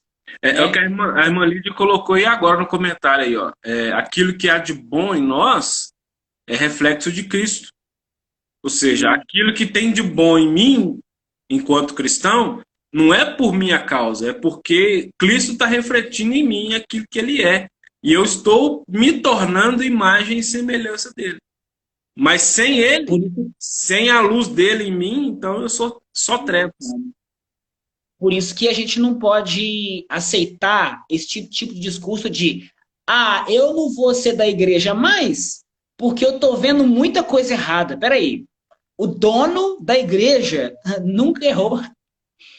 Não é? A porta continua intacta, não é? O evangelho, ele não sofreu nenhum tipo de alteração. Então, essa é a palavra digna de toda aceitação. Agora, o que diz respeito à igreja militante, formada por homens, né, que são comuns, como eu e você, e homens que são passíveis de pecado, mas transformados pela glória do eterno Cristo, não é? A gente vai continuar testemunhando mesmo. Infelizmente, a nossa difícil maneira, né? A gente mesmo oscilante. Então, esse é o desafio da nossa fé.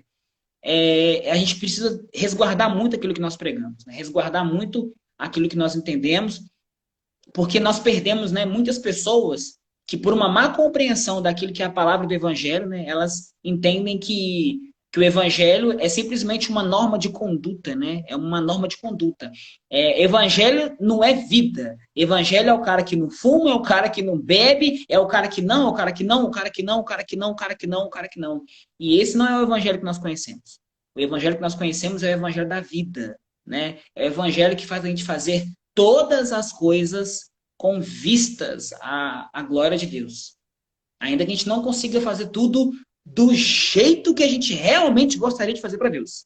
Mas o nosso foco é a glória de Deus, né? Deus continue nos abençoando em nome de Jesus. Amém. Vamos encerrar, né? Já está dando aqui o tempo. 24 segundos para fechar. Deus abençoe, pastor. Muito obrigado, viu, pela sua participação mais uma vez com nós aqui. Amanhã é nós, na bateria. Estamos lá, amanhã cedo nós estamos lá, na PIB. Irmãos, muito obrigado a todo mundo que participou, que esteve com a gente aí desde as 16 horas, né? Que Deus abençoe vocês. Até mais.